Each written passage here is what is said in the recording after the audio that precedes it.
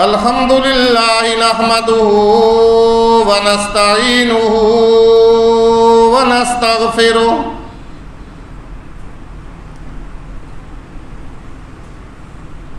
ونؤمن به ونتوكل عليه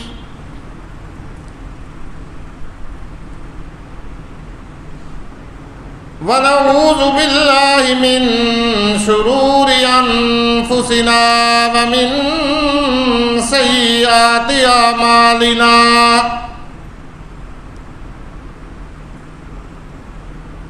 من يهده الله فلا مضل له ومن يضلله فلا هادي له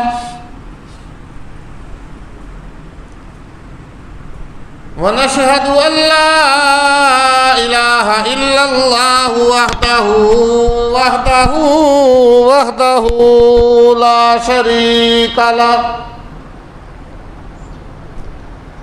وحده لا شريك له ولا ضد له ولا ند له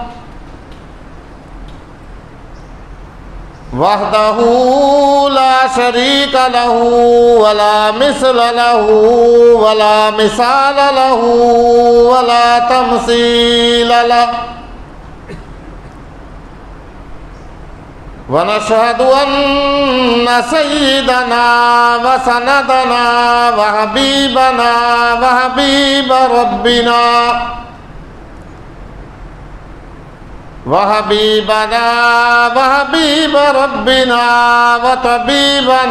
وطبيب قلوبنا ومولانا محمد ومرشدنا وهادينا ومهدينا محمدا عبده ورسوله أرسله الله إلى كافة للناس بشيرا ونذيرا وداعيا إلى الله بإذنه وسراجا منيرا يا أيها النبي إنا أرسلناك شاهدا ومبشرا ونذيرا أما بعد فأعوذ بالله السميع العليم من الشيطان الرجيم بسم الله الرحمن الرحيم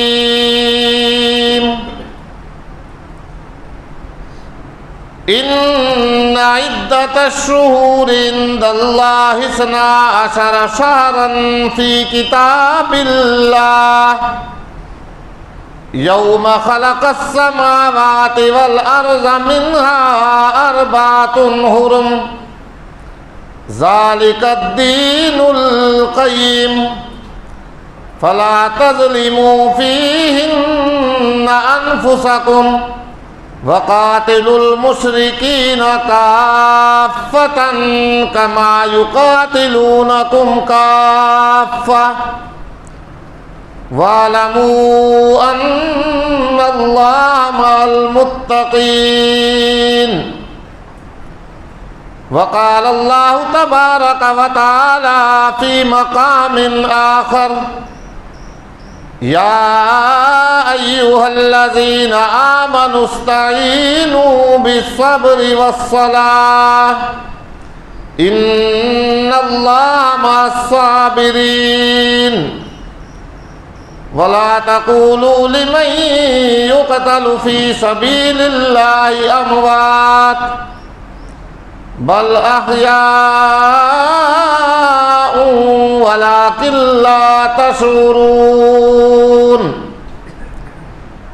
صدق الله مولانا العظيم وبلغنا رسوله النبي الكريم ونحن على ذلك من الشاهدين والشاكرين والحمد لله رب العالمين. ربنا تقبل منا إنك أنت السميع العليم وتب علينا إنك أنت التواب الرحيم. شوق اور محبت سے درود شریف. اللهم صل على محمد وعلى آل محمد كما صليت على إبراهيم وعلى آل إبراهيم إنك حميد مجيد. اللهم بارك على محمد وعلى آل محمد كما باركت على إبراهيم وعلى آل إبراهيم إنك حميد مجيد. هو الحبيب الذي ترجى شفاعته لكل هول من الأهوال مقتحم.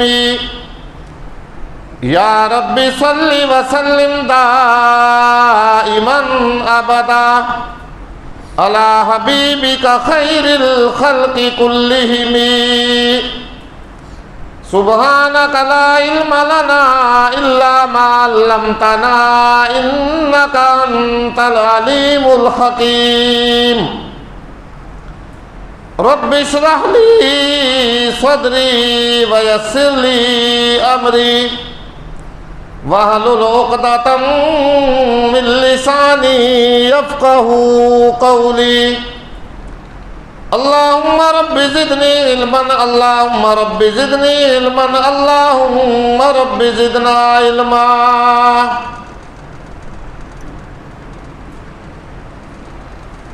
محترم و مکرم معزز سامعین کرام، انتہائی واجب الاحترام بزرگوں، دوستوں، عزیز طلباء کرام، اللہ رب العزت کی بے انتہا حمد و ثنا جناب سرور کائنات فخر موجودات احمد مجتبیٰ سب کہہ دو محمد مصطفیٰ صلی اللہ علیہ وسلم کی ذات بابرکات پہ ہدیۃً تحفۃً درود و سلام پڑھنے اور بھیجنے کے بعد بندہ ناچیز نے گلدستہ قرآن مقدس میں سے چند آیات مبارکہ آپ حضرات کے سامنے تلاوت کی ہیں. اللہ رب العزت کے دربار میں انتہائی عاجزانہ درخواست ہے، گزارش ہے، اپیل ہے، اللہ مجھے ان کا صحیح ترجمہ اور مفہوم حق اور سچ بیان کرنے کی توفیق عطا فرمائے. اللہ رب العزت ہم سب کو صحیح قرآن مقدس پڑھنے کی، سمجھنے کی اور اس پر عمل کرنے کی توفیق عطا فرمائے اور اس کتاب مقدس کو ہمارے لیے ذریعہ ہدایت اور ذریعہ نجات بنائے. اگر کوئی آدمی اس پرفتن دور میں فتنوں سے بچنا چاہتا ہے، اپنا ایمان اور عقیدہ صحیح بنانا چاہتا ہے، صحیح راستہ چلنا چاہتا ہے، تو اسے چاہیے کہ وہ قرآن مقدس پڑھے، سمجھے اور اس پر عمل کرے. سارے فتنوں کا واحد حل جو ہے وہ صرف اور صرف قرآن مقدس کا پڑھنا اور اس کا سمجھنا ہے. اللہ ہمیں اس بات پہ عمل کرنے کی توفیق عطا فرمائے. ہماری حالت یہ ہے، واقعہ مجھے ایک یاد آ گیا جو میں پرسوں ہی پڑھ رہا تھا کہ ایک کسی بستی کی مسجد کے اندر ایک مولوی صاحب تھے. اچھا دور تھا، اچھے وقت تھے، لوگ علماء کی قدر کیا کرتے تھے، اپنے اماموں کی قدر کیا کرتے تھے، مولوی حضرات کو اچھا سمجھا کرتے تھے. تو اس بستی کے، اس محلے کے ایک گھرانے نے ایک دن اس مولوی صاحب کی اپنے گھر دعوت کی. بیٹے کہنے لگے کہ ابا جان کیا ہی اچھا ہو کہ ہم اپنے امام صاحب کی اپنے گھر جو ہے نا دعوت پکائیں، ان کو دعوت کھلائیں۔ بات مختصر، مولوی صاحب کو امام صاحب کو دعوت دے دی۔ مولوی صاحب دعوت کھانے کے لیے آئے، دعوت کھا کر کے واپس چلے گئے۔ جس کمرے میں دعوت کھائی گئی تھی اسی کی ایک جگہ کہیں کچھ ان لوگوں کے روپے یا پیسے رکھے ہوئے تھے۔ مولوی صاحب نے جاتے ہوئے وہ پیسے جو ہے اٹھا لیے، پیسے اٹھا لیے اور چلے گئے۔ بعد میں اس گھر والوں نے، بیٹوں نے، بچوں نے وہ پیسے تلاش کیے تو پیسے کہیں بھی نظر نہ آئے۔ بیٹوں نے یہ واقعہ باپ کو بتایا کہ ابا جی فلاں جو ہماری رقم رکھی ہوئی تھی نا وہ یہاں سے غائب ہے، اور اس دوران ہمارے گھر میں مولوی صاحب کے علاوہ کوئی آدمی آیا بھی نہیں ہے۔ معلوم ایسا ہوتا ہے کہ ہمارے پیسے جو ہے نا وہ مولوی صاحب ہی اٹھا کر کے لے گئے ہیں۔ باپ کو بھی اس بات کا یقین آ گیا۔ اب مولوی صاحب گلی سے گزر رہے ہوتے، بیٹے بھی پاس سے گزر جاتے، باپ بھی پاس سے گزر جاتا، کوئی ان کے ساتھ سلام علیکم وغیرہ نہیں کرتا، نہ ان سے سلام لیتے، نہ ان سے حال پوچھتے، بلکہ ایک نفرت کا اظہار مولوی صاحب کی طرف سے کیا۔ کچھ ہی دن گزر گئے، سال گزرنے کے قریب آ گیا۔ مولوی صاحب نے ایک دن پاس سے وہ گزرے، بغیر سلام کیے، بغیر ہاتھ ملائے، بغیر بات پوچھے۔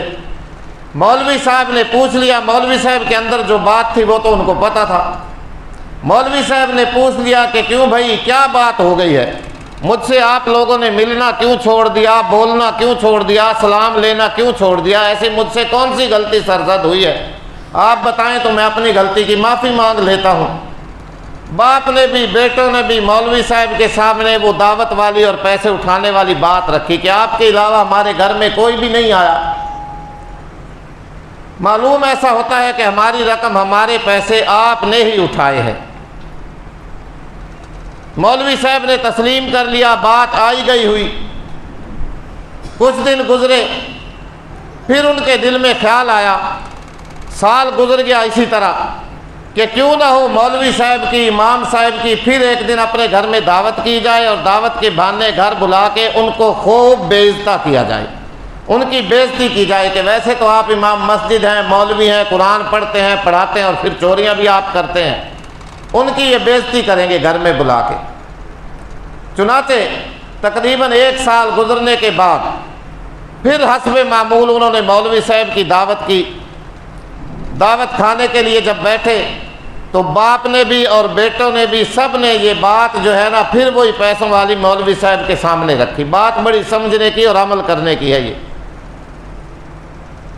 چنانچہ مولوی صاحب نے کہا کہ ہاں بھائی واقعی میں تسلیم کرتا ہوں، میں نے تمہاری رقم اٹھائی تھی، میں نے تمہارے پیسے اٹھائے تھے، لیکن اگر تم نے اس دوران، اس سال کے دوران اپنے گھر میں جو قرآن رکھا ہوا ہے وہ کھول کر کے دیکھا ہوتا، اس کی تلاوت کی ہوتی، اس کو پڑھا ہوتا نا، تو وہ پیسے تمہیں تمہارے قرآن میں سے مل جاتے۔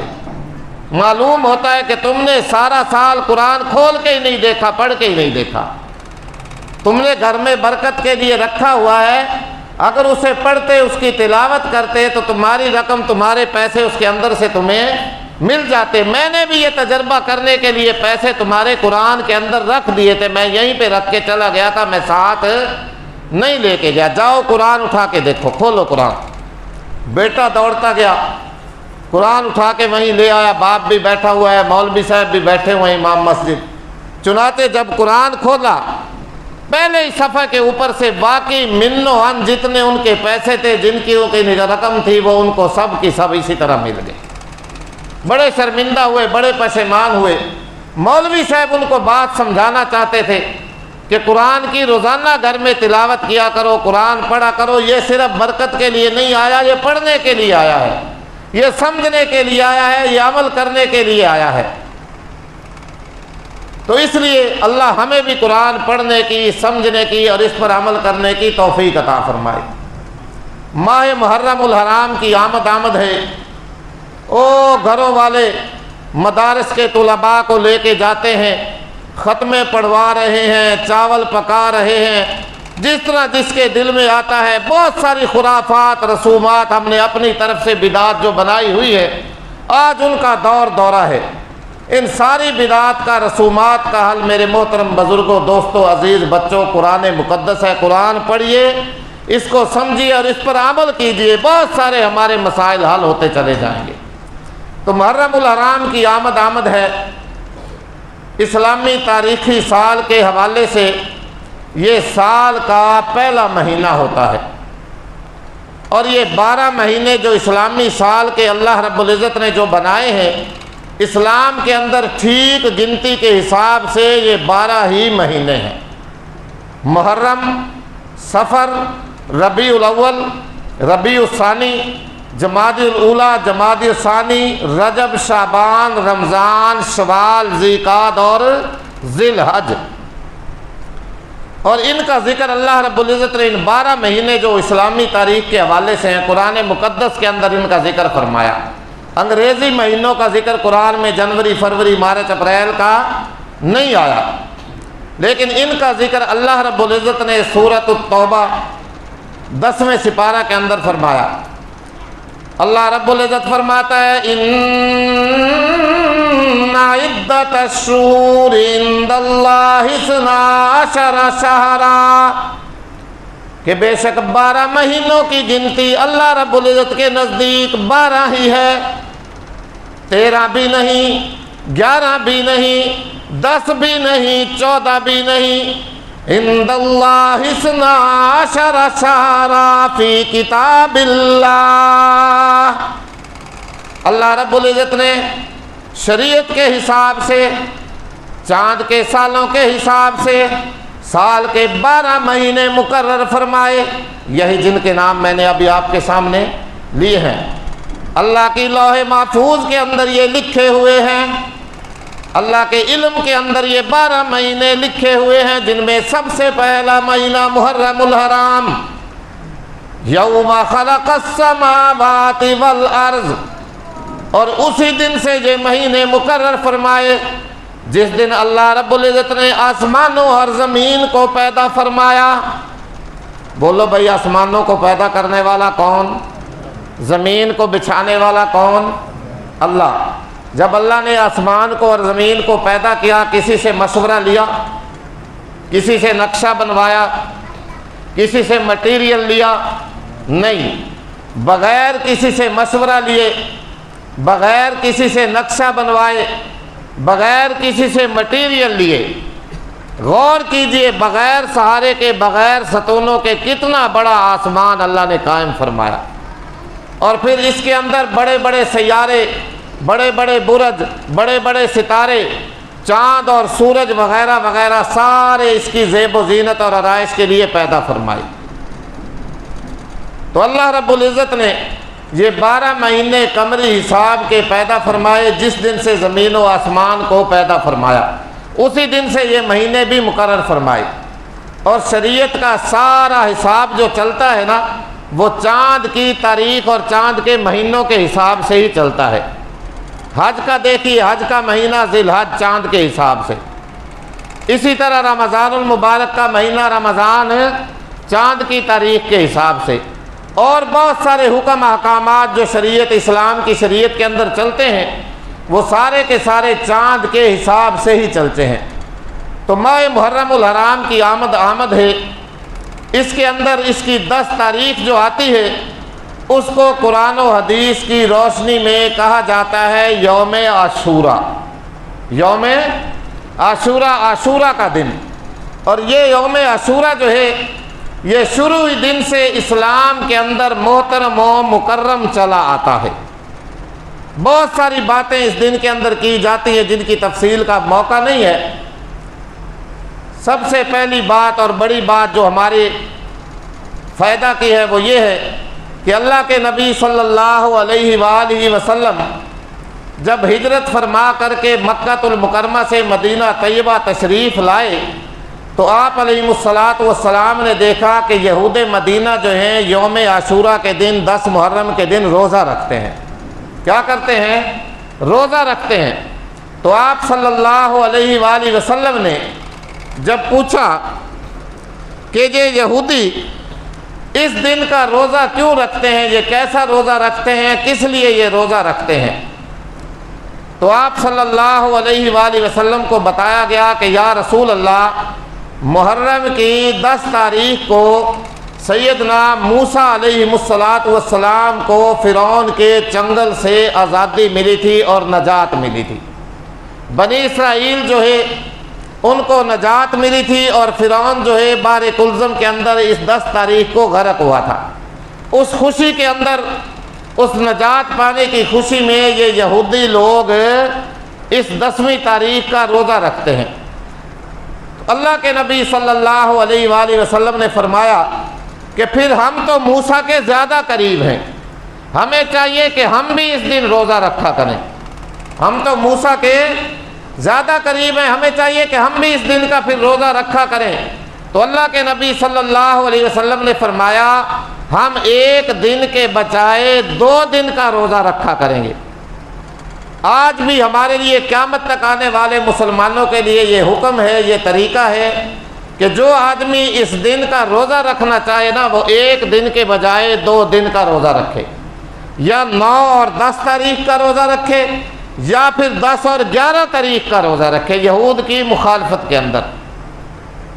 بہرحال تاریخ لکھتی ہے کہ اسی دن کعبۃ اللہ کا غلاف بدلی کیا جاتا تھا۔ اسی طرح تاریخ میں یہ بھی لکھا ہوا ہے کہ سیدنا نوح علیہ السلام کی کشتی جو ہے وہ جودی پہاڑ پہ اسی دن لگائی گئی، اتاری گئی۔ تاریخ یہ بھی لکھتی ہے کہ اسی دن سیدنا آدم علیہ السلام کی توبہ قبول ہوئی۔ پھر تاریخ اور بھی بہت سی باتیں لکھی ہیں، کچھ علماء کا ان میں اختلاف ہے، کچھ علماء ان کو بیان کرتے ہیں۔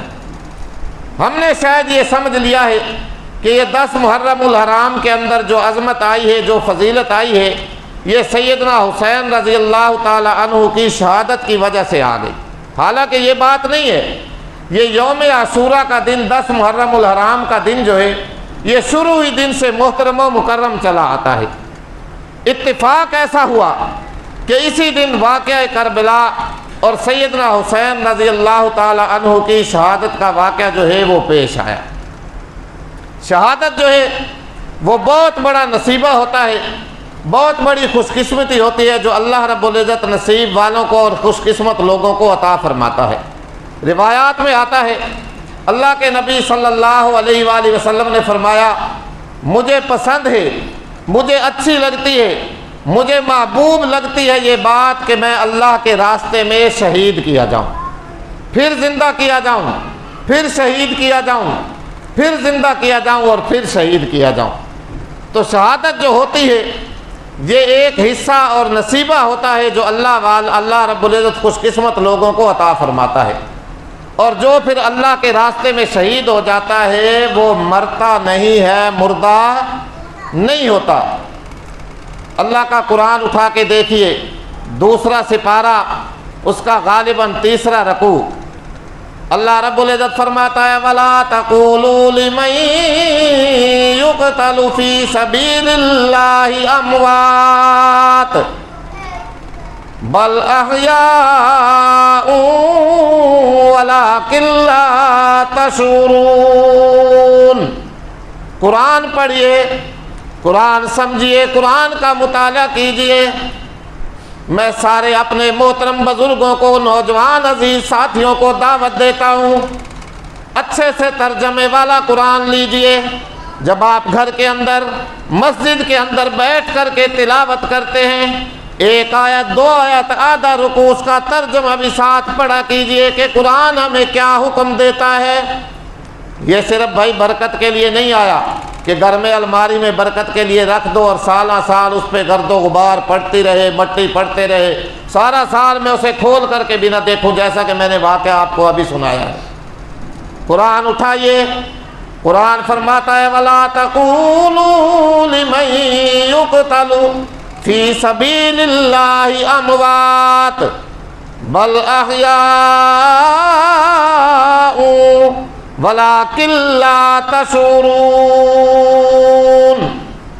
اے لوگو، جو اللہ کے راستہ کے اندر اپنی جان کا نذرانہ عقیدت پیش کر دیں، اپنی جان قربان کر دیں، شہادت کے رتبہ کو پہنچ جائیں، اللہ کے راستے میں شہید ہو جائیں۔ جب آپ اسلامی تاریخ کا مطالعہ کریں گے نا، اسلامی تاریخ کے اندر کوئی دن، کوئی ہفتہ، کوئی مہینہ، کوئی سال ایسا نہیں گزرا جس کے اندر کسی نہ کسی برگزیدہ ہستی نے اپنی جان کا نذرانہ اللہ کے سامنے پیش نہ کیا ہو۔ بدر کے شہداء الگ نظر آئیں گے، احد کے شہداء الگ نظر آئیں گے، احزاب کے، حنین کے شہداء الگ نظر آئیں گے، بلکہ احد کے شہداء میں تو آپ کو ایک شہید ایسا بھی نظر آئے گا جس کی لاش کے ٹکڑوں پہ کھڑا ہو کر کے، ناش پہ کھڑا ہو کر کے اللہ کے نبی صلی اللہ علیہ وآلہ وسلم نے اپنے چچا حمزہ کی لاش کے 11 ٹکڑے دیکھے، ناک کٹا ہوا ہے، آنکھیں نکلی ہوئی ہیں، کان کٹے ہوئے ہیں، زبان کٹی ہوئی ہے، لاش کے ٹکڑے ٹکڑے بنائے ہوئے ہیں۔ اس پہ اللہ کے نبی تشریف لے گئے، کھڑے ہو کر کے آنکھوں سے آنسو جاری ہیں، اور اللہ کے نبی صلی اللہ علیہ وآلہ وسلم نے فرمایا، لوگو سن لو، قیامت تک آنے والے شہیدوں کا سردار میرا یہ چچا حمزہ ہوگا، میرا یہ چچا حمزہ قیامت تک آنے والے شہیدوں کا سردار ہوگا۔ کوئی دن اسلام کے اندر ایسا نہیں گزرا جس کے اندر کسی نہ کسی برگزیدہ ہستی نے اپنی جان کا نذرانہ عقیدت اللہ کے راستے میں پیش نہ کیا ہو۔ شہید جو ہوتا ہے وہ مردہ نہیں ہوتا، مرتا نہیں ہے، بلکہ وہ تو آئندہ آنے والی ہمیشہ ہمیشہ والی زندگی پا جاتا ہے اور زندہ و جاوید رہتا ہے۔ اس لیے اللہ فرماتا ہے، وَلَا تَقُولُوا لِمَن يُقْتَلُ فِي سَبِيلِ اللَّهِ أَمْوَاتٌ، اے لوگو قیامت تک آنے والے انسانوں، بولو بھائی یہ قرآن قیامت تک آنے والے انسانوں کے لیے آیا تھا یا اسی لوگوں کے لیے جب یہ قرآن نازل ہو رہا تھا اس وقت جو لوگ موجود تھے؟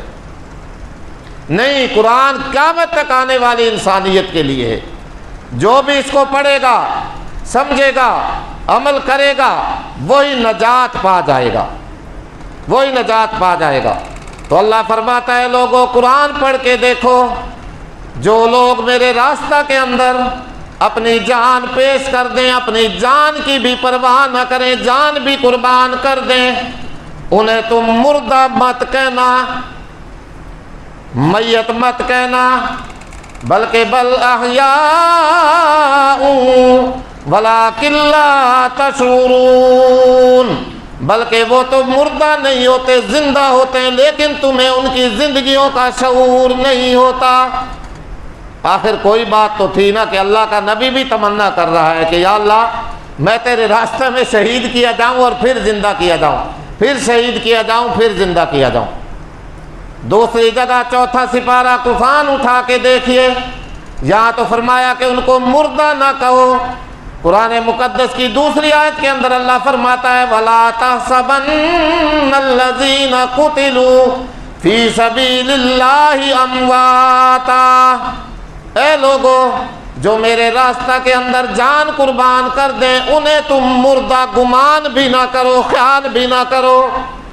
یہاں تو فرمایا نا کہ ان کو مردہ نہ کہو، اور دوسری آیت کے اندر 4 سپارے میں سورہ آل عمران کیا فرمایا، وَلَا تَحْسَبَنَّ الَّذِينَ قُتِلُوا فِي سَبِيلِ اللَّهِ أَمْوَاتًا، کہ ان لوگوں کو تم مردہ گمان بھی نہ کرو اور خیال بھی نہ کرو، بل احیاء عند ربهم يرزقون، بلکہ وہ اپنے رب کے نزدیک زندہ ہے، انہیں رزق بھی دیا جاتا ہے، کھانا پینا بھی دیا جاتا ہے۔ اب میری عقل کے اندر یہ بات آئے یا نہ آئے، یار پھر مردہ بعد میں کس طرح زندہ ہوتا ہے، کیسے وہ زندہ ہوتے ہوں گے، کہاں سے کھاتے پیتے ہوں گے؟ بولو بھائی رزق مردہ کھایا کرتا ہے یا زندہ کھاتا ہے؟ قرآن کی نص قطعی ہے، کسی مولوی کی بات، کسی فرقہ کی بات میں نہیں کر رہا، قرآن کی آیت نص قطعی اٹھا کے دیکھیے، لفظی ترجمہ اٹھا کے دیکھیے۔ تشریح میں تفسیر میں تو کوئی گڑبڑ کر سکتا ہے، لیکن لفظی ترجمہ میں کوئی بھی دنیا کا آدمی گڑبڑ نہیں کر سکتا۔ اللہ فرماتا ہے وَلَا تَحْسَبَنَّ الَّذِينَ قُتِلُوا فِي سَبِيلِ اللَّهِ أَمْوَاتًا بَلْ أَحْيَاءٌ عِندَ رَبِّهِمْ يُرْزَقُونَ فَرِحِينَ بِمَا آتَاهُمُ اللَّهُ انہیں مردہ گمان بھی نہ کرو، مردہ خیال بھی نہ کرو، بلکہ وہ تو اپنے رب کے نزدیک زندہ ہیں، انہیں رزق بھی دیا جاتا ہے، اور جو کچھ ان کے رب نے انہیں عطا فرمایا، جو اجر دیا، جو بدلہ دیا، جو ثواب دیا، وہ تو اپنے رب کے بدلے اور اجر کے اوپر بالکل خوش بخوش زندگی گزار رہے ہیں۔ اللہ ہمیں بھی وہی شہادت کا رتبہ نصیب فرمائے۔ مختلف شہید دنیا میں پائے جاتے ہیں نا، آگ میں جلنے والا بھی شہید ہوتا ہے، پانی میں ڈوب کے مرنے والا بھی شہید ہوتا ہے، یہ ابھی چند دن پہلے حادثہ آپ کے سامنے ہیلی کاپٹر کا، پاک فوج کے نوجوان جنہوں نے شہادت کا رتبہ پایا وہ بھی شہید ہیں، اللہ کے نزدیک شہادت ہے، اللہ ان کی بھی بخشش فرمائے اور مغفرت فرمائے۔ تو مختلف عورت بیچاری بچہ جنم دیتے ہوئے فوت ہو جائے وہ بھی شہید کہلاتی ہے، شہید ہوتی ہے۔ بہرحال ایک شہادت کا یہ بہت بڑا رتبہ ہوتا ہے جو سیدنا حسین رضی اللہ تعالی عنہ کو اللہ رب العزت نے عطا فرمایا۔ اچھا قرآن کیا فرماتا ہے کہ شہید جو ہوتا ہے وہ کیا ہوتا ہے؟ زندہ ہوتا ہے۔ ابھی ایمانداری سے بتاؤ کہ جو آدمی زندہ ہو، زندہ پہ ماتم کیا جاتا ہے، سینہ کوبی کی جاتی ہے، بالوں میں خاک ڈالی جاتی ہے، چہرے پہ چماٹے اور تھپڑ مارے جاتے ہیں، زندہ آدمی ہے، کبھی کسی نے ماتم کیا ہے؟ نہیں کیا۔ تو اس لیے سیدنا حسین رضی اللہ تعالی عنہ بھی اللہ کے نزدیک پھر زندہ ہے۔ تو کسی بھی صورت قیامت تک آنے والی انسانیت کے لیے ان پہ ماتم کرنا، نوحہ کرنا، یہ کسی بھی حوالے سے ٹھیک نہیں ہے، بات لمبی ہو جائے گی۔ اور دوسری بات جو اللہ رب العزت کا قرآن فرماتا ہے کہ لوگوں جب تمہارے اوپر کوئی کڑا وقت آئے، پریشانی آئے، مصیبت آ جائے، غم کی حالت آ جائے، اللہ فرماتا ہے یا ایھا الذین آمنوا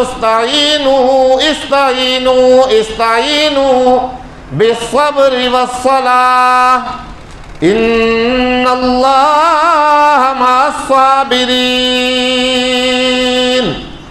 جب کوئی پریشانی آئے، جب کوئی مصیبت آئے، غم کا وقت آ جائے، غم کے حالات آ جائیں تو سینہ کو بھی نہیں کرنی، ماتم نہیں کرنا، جسم کو بھی پیٹنا نہیں، چیخنا چلانا بھی نہیں، بلکہ اللہ فرماتا ہے استعینوا بالصبر والصلاۃ، اللہ سے مدد مانگو صبر کے ذریعے اور نماز کے ذریعے۔